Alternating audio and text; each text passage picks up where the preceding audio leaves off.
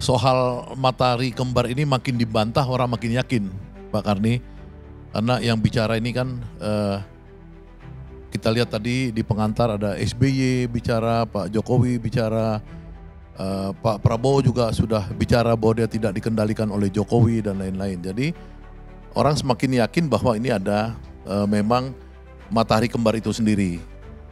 Persoalannya adalah seberapa jauh pertarungan politik kekuasaan di Republik ini dan berapa lama itu akan terjadi, ini yang paling penting buat bangsa kita.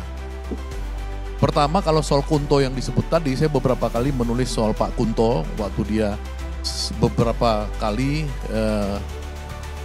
melakukan pertemuan-pertemuan intensif dengan teman-teman dari Koalisi Aksi Menyelamatkan Indonesia ketika beliau Pangdam Siliwangi dan menulis di Kompas. Tapi yang tidak menulis di Kompas, sebenarnya Pak Kunto itu menyebarkan pikiran-pikirannya yang sangat revolusioner tentang proxy war dan lain-lain. Itu yang mungkin dianggap meresahkan bagi kelompok-kelompok yang merasa establishment. Karena Pak Kunto itu pikiran-pikirannya progresif revolusioner. Nah, dalam konteks yang kemarin baru-baru ini saya melihat memang Pak Prabowo itu dalam analisa politik dia merasa kecolongan dan kemudian dia mereinstall kembali ya Pak Kunto itu, karena Pak Kunto ini diperlihatkan oleh Prabowo waktu sekitar 6 bulan atau setahun lalu itu, antara itu waktu Pak Jokowi dalam suatu acara tidak menyalam Pak Trisno, ya itu Pak Prabowo langsung datang ya setelah menang ya dia ini acara itu, datang ke Pak Trisno dan memberikan hormat kepada Pak Trisno.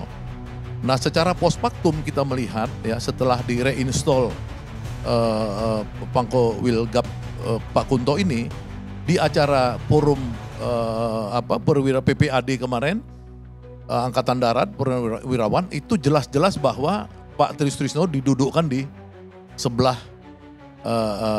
Pak Presiden. Jadi artinya Pak Presiden itu merasa secure melakukan satu persekutuan politik dengan Pak Tri dan jaringan Pak Tri. Itu pertama yang saya lihat sebagai satu pertarungan di matahari kembar ini.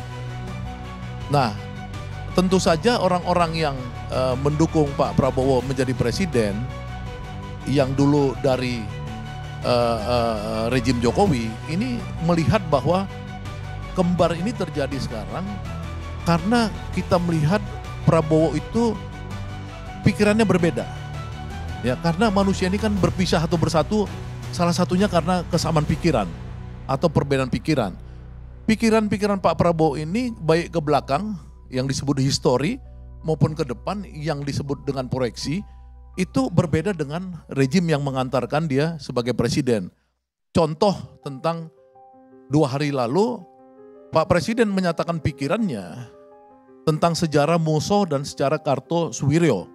Ya, dia mengatakan bahwa ada intervensi asing dalam masuknya Muso dalam pemberontakan komunis di 1948. Di rejim sebelumnya, di mana Presiden Jokowi menginstall dirjennya namanya Hilman Farid, itu sudah dibuat satu buku panduan tentang siapa pahlawan Indonesia, yang dimana di situ tidak ada Hasyim Asyari dan tidak ada Muhammad Natsir, yang ada justru tokoh-tokoh PKI semua di situ, kebanyakan, ya kan, ada Alimin, ada macam-macam lah tokoh PKI, Aidit apa segala.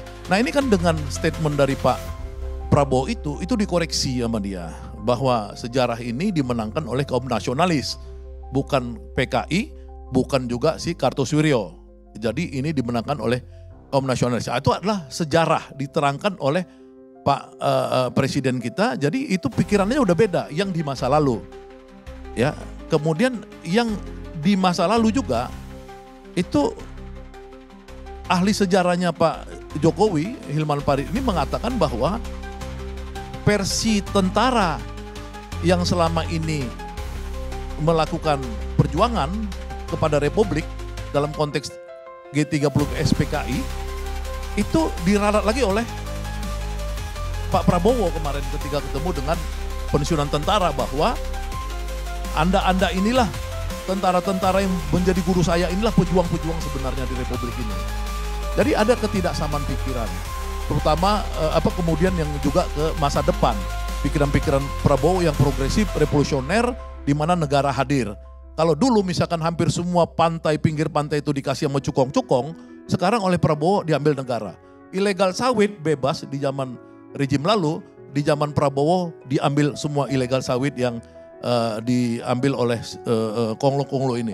Nah ini kelihatan pikiran tindakan Pak Prabowo ini berbeda, maka kemudian terjadilah matahari yang tadinya kelihatan satu akhirnya kelihatan pelan-pelan nih bergeser, satu jadi dua.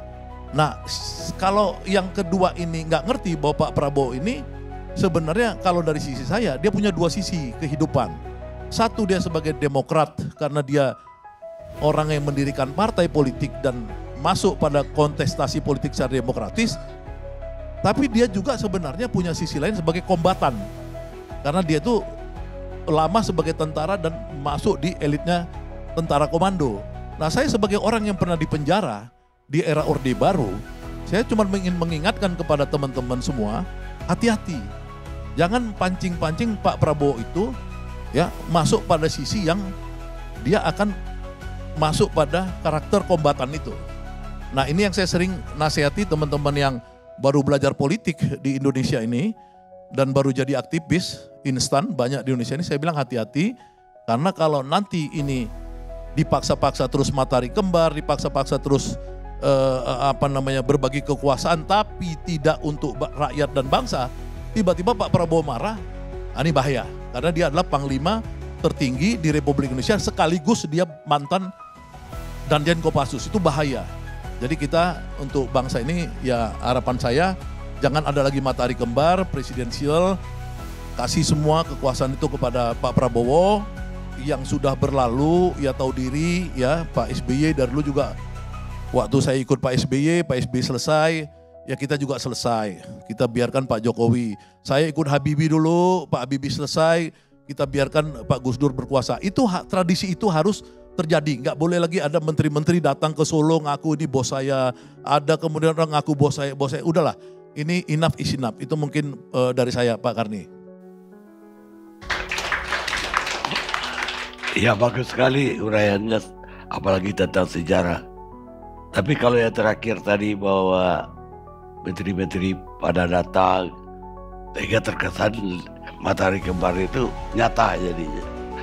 Tapi dari Pak Jokowi sendiri kok ada Sespimti, polisi-polisi yang ikut Sespimti diundang ke rumahnya di Solo. Ya makanya menurut saya kan itu kan yang sebenarnya gini, orang datang Sespim misalkan seperti itu, tapi dia bagaimana membuat itu dalam suasana misalkan tidak overexpose sehingga itu kelihatan seperti orang lapor ke dia. Ini kan persoalannya ini kan selalu overexpose seolah-olah dia masih mengontrol permainan. Ya kan padahal ini seharusnya tidak boleh terjadi ya, dulu tidak ada begitu.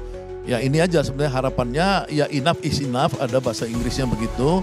Jangan sampai ya mancing-mancing Pak Prabowo kembali jiwa kombatan dia yang keluar. Kalau keluar ya saya kasih tahu aja teman-teman yang belum pernah di penjara Orde Baru. Saya di penjara 2 kali sama Orde Baru.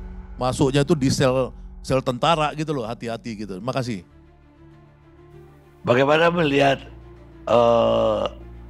kalau tadi kan kita bicara lebih banyak Jenderal Kunto dicopot dan kemudian diralat.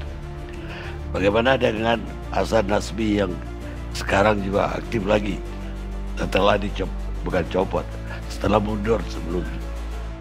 Ya kalau Hasan Nasbi menurut saya kan dia PCO ya. PCO ini kan bukan juru bicara. Juru bicara kan Pak Prabowo sudah menginstall juru bicara namanya Menteri Sekretaris Negara. Nah PCO ini kalau Bapak Karni tahu kantornya, itu kantornya kan di luar istana Pak. Dia di kantor Kuarnas Pramuka itu. Dia bukan di istana. Jadi sebenarnya orang waktu Pak Jokowi mungkin dulu menginstall PCO ya sistem baru, dia berharap ada orangnya dia di istana. Ya tapi kan orang udah tahu kalau di istana itu ya di istana, kalau di luar istana itu bukan di istana. Ini yang terjadi. Jadi sebenarnya urusan Hasan Nasbi ini terlalu banyak diangkat. Menurut saya sih sebenarnya persoalan kecil karena dia bukan selevel menteri ya. Kalau dia selevel menteri ya itu baru hal penting lah untuk dibicarakan menurut saya gitu.